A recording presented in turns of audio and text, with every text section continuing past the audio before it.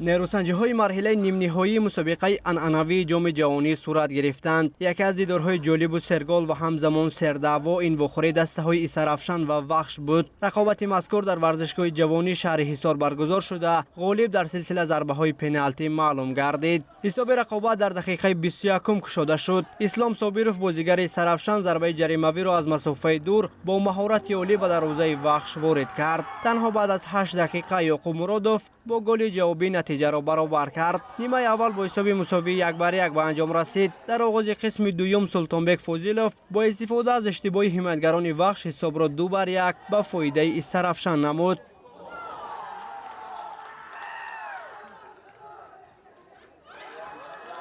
اما در دقیقه 57 حملگر وخش مهراج‌الدین ابرانوف با یک گل زیبا حساب را دوباره برابر کرد. ادامه نیروسنجی چندان خوشایند نبود. در دقیقه 58 حمایتگر سرافشان اسلام صابرов ضمن برطرف کردن هجوم رقیب قاعده بازی را ویران کرده بار دوم با برگه زرد مورد مجازات قرار گرفت. فوتبالباز سرافشان از این قرار سرکشی نموده به داور مرکز در افتاد و عملهای ناشایسته انجام داد که خلاف قاعده های فوتبال می باشد. در رابطه با چنین حالت رهبریت دسته و مربیان سرافشان باید جدا سر مسئله تربیت، اخلاق و انتظام بازیگران کار برند. زیرا فوتبال تنها رقابت ورزشی نیست، آن همزمان تجسمگر احترام، آداب و فرهنگ ورزشگری می باشد. با وجود یک نفر کم بودن بازیگران سرافشان مبارزه را ادامه دادند. در دقیقه 65 یوسف براتوف گل سوم دسته اش را زد، اما او نیز بعد برآوردن پیراهنش هنگام جشن گل با کارت زرد دوم مجازات شده از میدان خارج گردید. از این لحظه سرافشان 9 نفره ماند و فشار وخش بیشتر گردید. بعد تلاش‌های زیاد در دقیقه‌های اضافی بهروز خوجاєف گل نجات بخش را زد و بازی را به سلسله ضربه های پنالتی برد. در سلسله ضربه های 11 متره بازیگران وخش دقیق تر عمل کردند و با حساب 4-3 به پیروزی دست یافته راه خویش را به فینال هموار نمودند.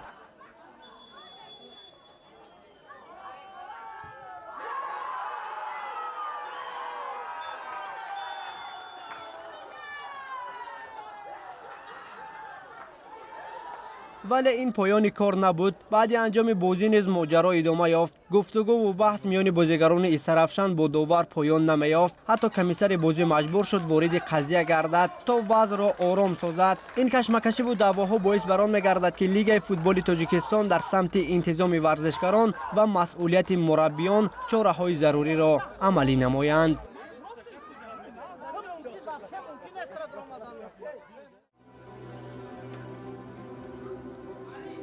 تیم‌های کلوب مرکزی ورزش ارتش و حاصلات ناحیه فرخار در دیدار دیگری مرحله نیم‌نهایی جام جوانی به مساف هم آمدند. این بازی در میدان خانگی ارتشی‌ها صورت گرفته با 5 گل به جواب صاحبان میدان ختم شد. با وجود تلاش‌های قابل توجه دسته‌ها در نیمه یکم به زدن گل موفق نشدند. در آغاز قسم دوم شهباز حبیبوف خط دروازه حاصلات را رخنه کرده نتیجه دیدار را رقم زد. با گذشت 9 دقیقه سامان سلیمانزاده گل یکم خود و دوم تیمش را تسلیم تور حریف کرد. در دقیقه های 67 و 80 فوتبالباز کلیدی کلوب مرکزی ورزش ارتش شهباز حبیبوف با زدن یک گل دیگر شرفیاب شده به نامش خطریک را ثبت نمود. به نتیجه این وخوری فاروق مجیدوف در دقیقه های اضافی نقطه نهایی را گذاشت. به همین ترتیب در دیدار نهایی مسابقه جام جوانی باشگاه وخش با کلوب مرکزی ورزش ارتش خوب آزمایی خواهد کرد. تیم سرافشان باشد برای جای سوم با حاصلات رقابت می نماید.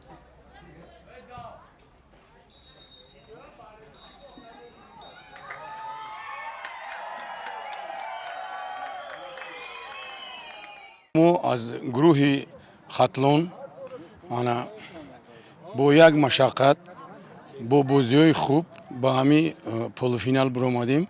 اما اینجا CSKA کمتر زورتر بودن. اینا گفتن در کره حتما بازیشون هم نقص‌تر بود نظر با ما هم کوشش کردیم اما همین خیلی کورشید خیلی که شما دیدین همین مسابقاتی ما باختیم. اما ما در آینده کوشش میکنیم که همین چیزا را کمبودی را به نظر بگیریم.